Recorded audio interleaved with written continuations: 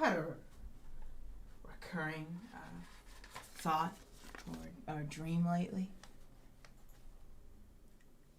I don't remember where I heard it. It was about this idea that we're growing in it inside us. And whether that's unconscious or soul, it doesn't matter. This it. It's making us into an unfinished sentence. And then when it finishes it, it spends the rest of our life contorting us, trying just desperately to make us say what we need to say. But it can't be words. Every time you try to make it words, it dances around the point. Like music.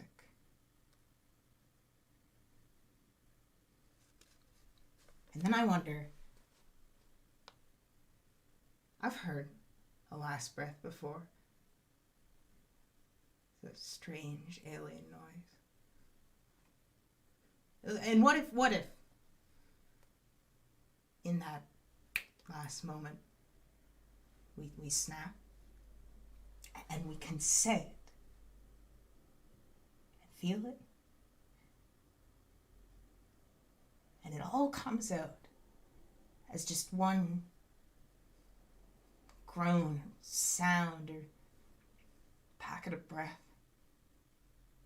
in a language that we made ourselves. Just a little bit too late.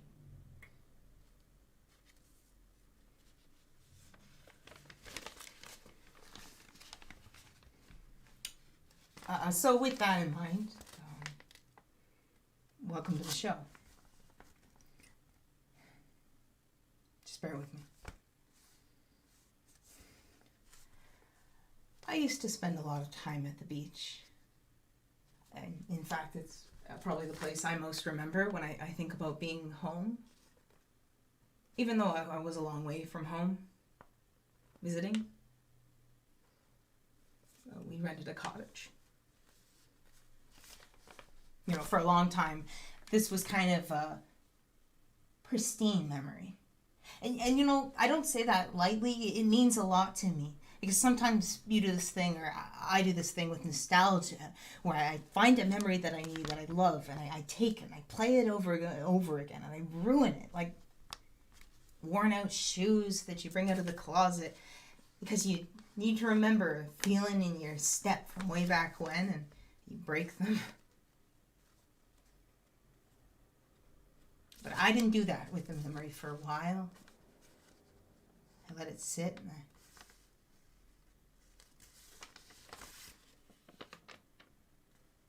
I'd sit in the sand, and I tried to lie down and look up. The sun was so bright and my eyes turned everything blue. So instead I look around. The beach is public, but kind of secret, sacred. Like if things were really quiet, you could just pretend that no one was around. And it's not about being alone. No, it's not about being alone. It's the opposite, really. It's togetherness. Because when I looked out, I had this feeling of looking out past the ships and buoys, smelling the salt, and even the shit stink of the marsh, looking at the waves and feeling the waves. In my mind, thinking about the ways that romantics in books would try to describe the sea. Its yawning, gaping maw on the top and bottom, the white fizz and the tumbling blackness of trenches. Most importantly, I'd imagine, what was on the other shore. I wondered.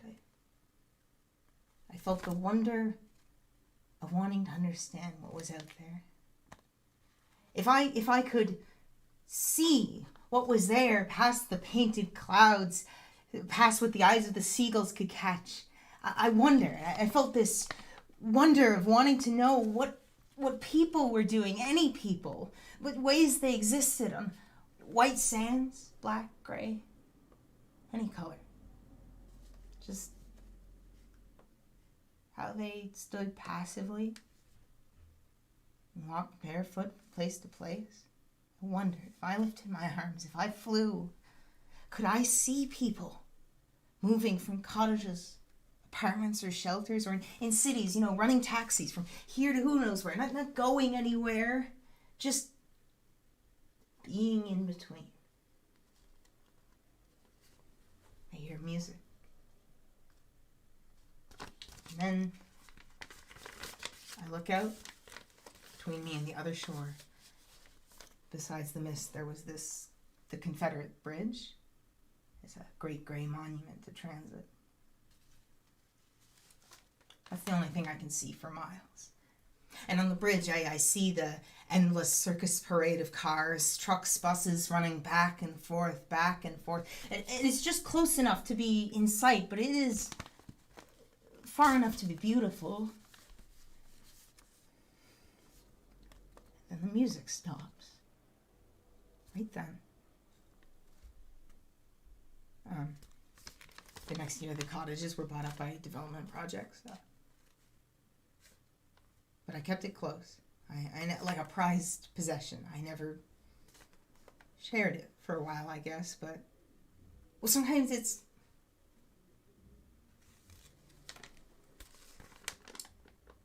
Next story.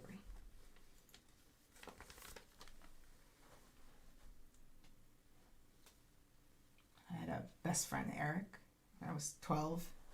And we would go out for runs. They weren't really runs. But okay, let me explain. So we'd play this game where running didn't really mean running. It was how we imagined driving through the countryside. And sometimes I'd really let myself believe that I was, going somewhere. In my mind's eye, the countryside roll along. I was almost romantic, peaceful. There's something intimate in it, I think. Most of the time we were just sitting and playing games, and all these games, they were kind of verbose, like playing with our own societies. We like history. We could chat about anything, and a lot of the history was World War II. We'd play these games where we'd pretend to be something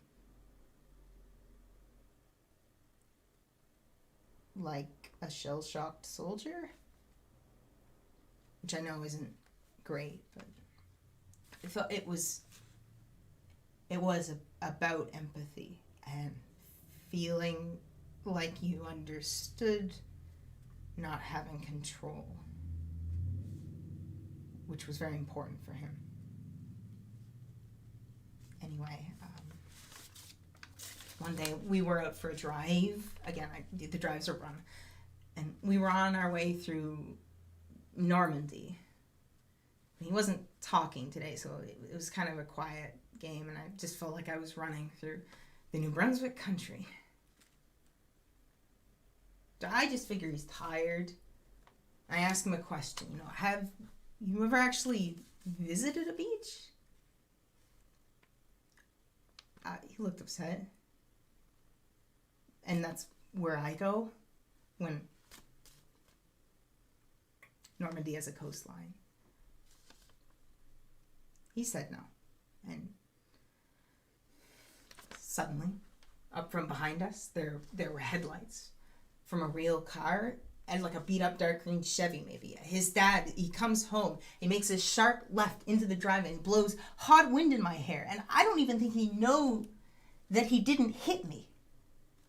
Like he wanted to, and he looked at me, angry. I'd shake it off. I just ask her, are we going inside? And Eric says no. Then his dad starts walking towards us, and then Eric starts running. I think the game is on again. So I run too. I forget his dad is there, I guess. But he's running behind us, and something feels wrong. I ask Eric where we're supposed to be, and he says just anywhere. And it is like we're running away. The houses and little rivers and the sunset and sunfall all disappear. And Eric's dad stops and hollers something. We're still going. And I think I understand something right there. I think I just ask him, are we running away? And he says, no. We're still driving. It's not in Normandy.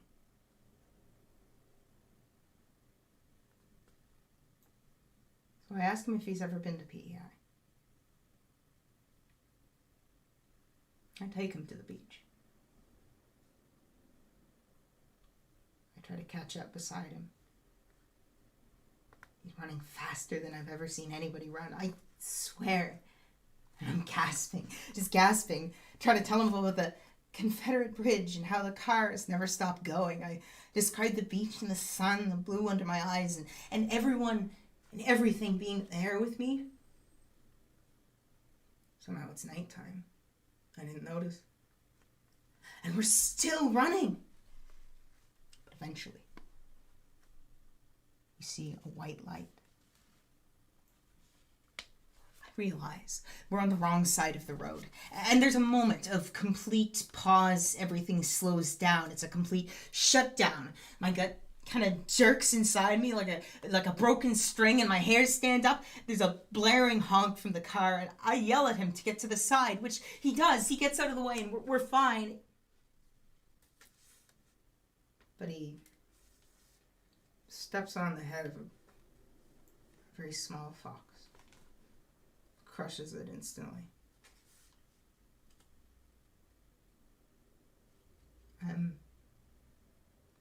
I'm still in the Confederate bridge in my mind. I looked in at the caved-in head of the fox. I mean, I can't. There's nothing I can do, so I wrapped it up in my shirt, sweating like a pig in the blood of the fox. So it blends. It makes my sweat a soup. I named the fox Dorothy. In my mind's eye, I throw her off the Confederate bridge into the sea, into the ditch by the road, but hoping that she makes it to the other side. And Eric, he's still running. He's running out there on the rolling hill in the distance, and he's still going, and suddenly, I swear, his legs turn to wheels.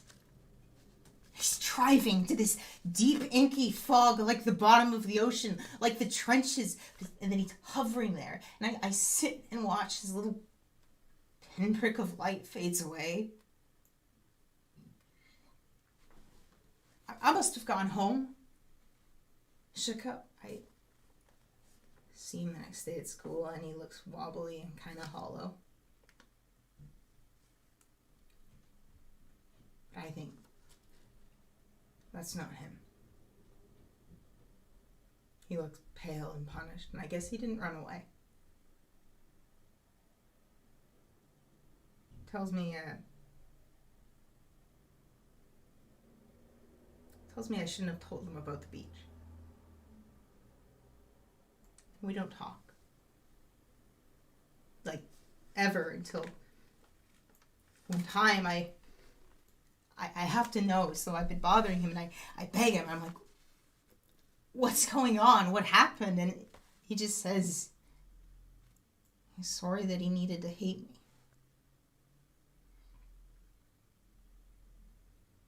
But I like to think he just never came back. That he's still running out there in the end of the bridge, into the moonless night, the deep sea. Since then, things have been very quiet. Not a lot of music.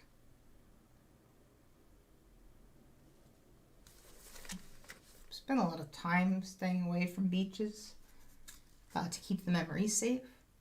Because on the times that I do dream about that older image of looking out into the sea with the bridge and the sun, I see a stain.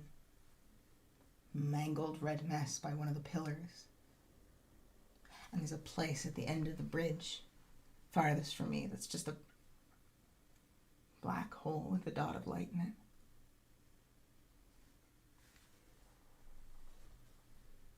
But funnily enough, the other day I was thinking about it again.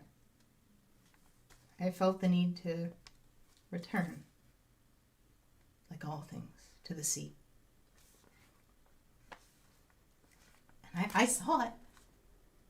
And I was there again, and I felt it, and I heard, well, we heard something. Just not from me. The sky convulses, shimmers, the shadow like a behemoth out in the clouds, and I hear a thunderclap, and then all the image breaks away to light blue, white,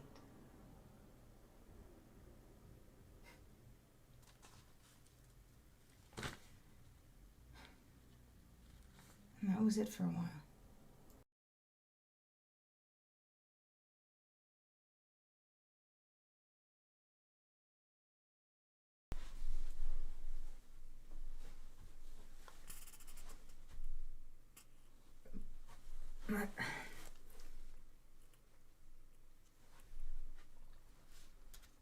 I'm not 12 anymore. I work at McDonald's now. I work the night shift, assistant manager.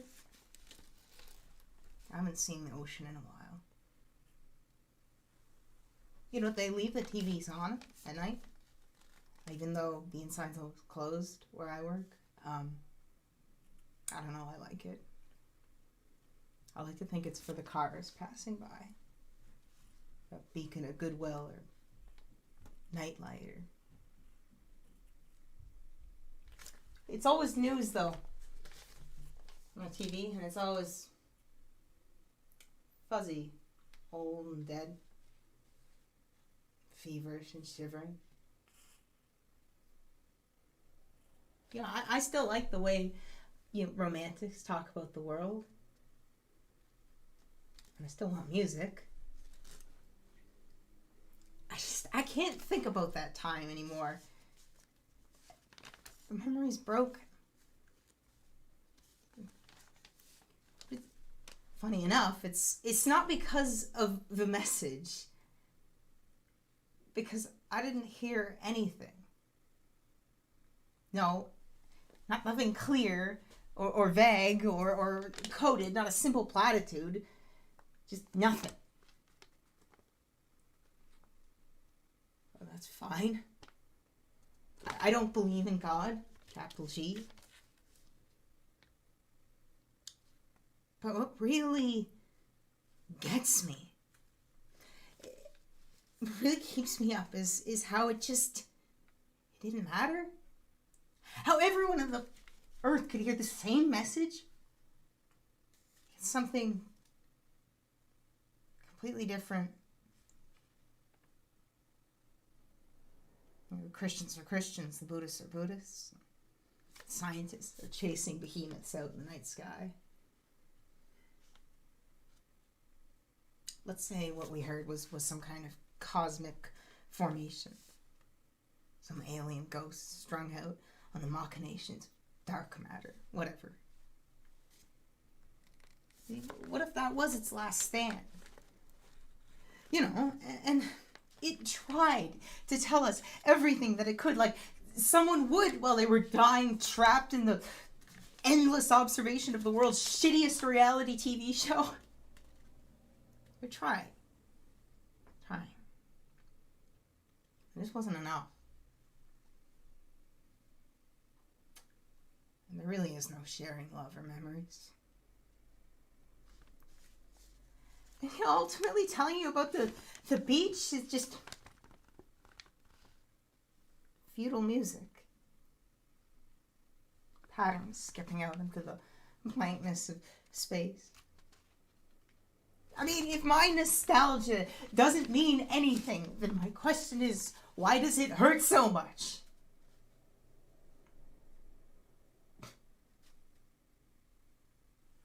That's the idea.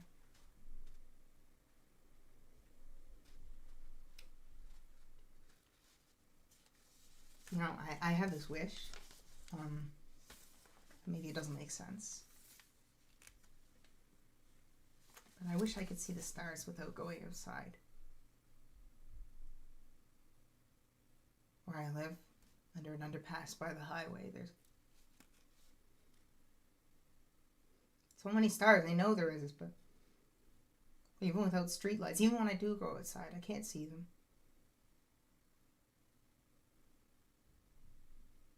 I was afraid that if northern lights came down, that I'd miss them. Because even if I could, hey, it might be raining. It's always raining.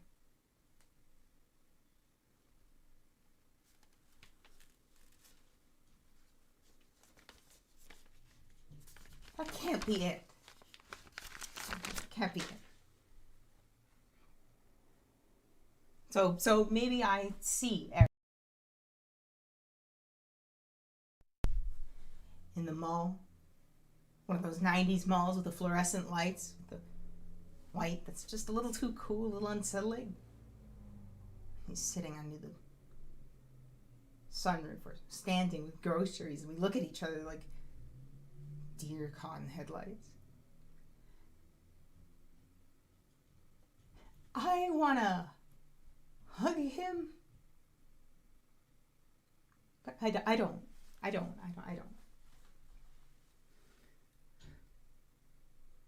But somehow, and I don't know how this ends up happening, we end up getting in the car, mine, and going on a road trip all the way to PEI. And the way he tells me that he spent a lot of time in Amsterdam when he was wandering. And there was this one time where there was a girl at the bar who was looking for her phone from the bartender, and he just didn't have it. She needed that.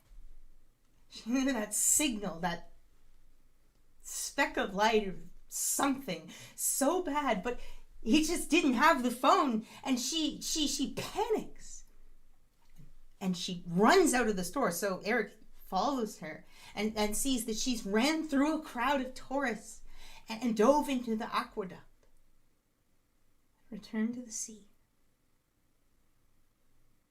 like all things do.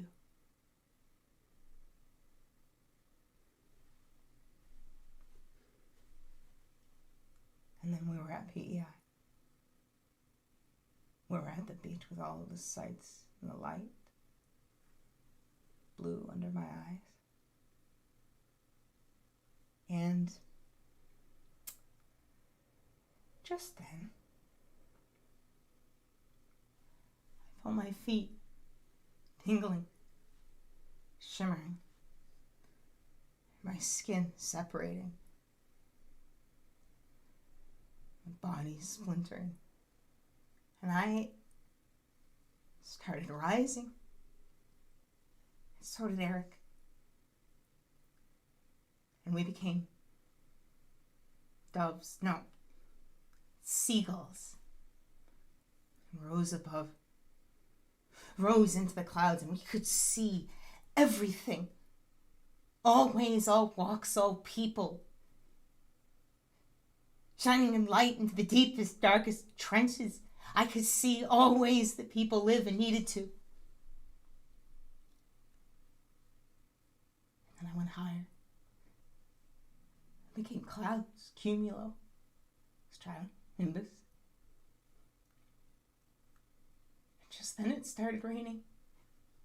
I felt my body disintegrating to endless drops of rain.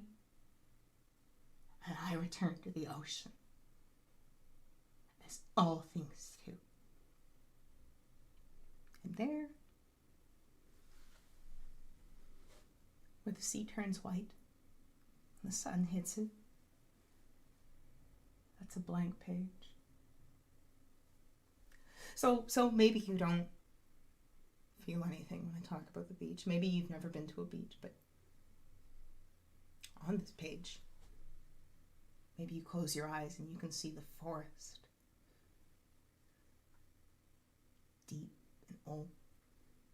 Maybe you can see the shimmering light painted on the puddles of a city in darkness.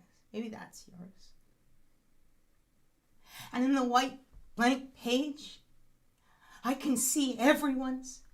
And I know there's room. It goes endlessly. A space for everyone. And the beautiful, infinite, cosmic rainbow that jitters for a second like motion sickness. And then I hear the music.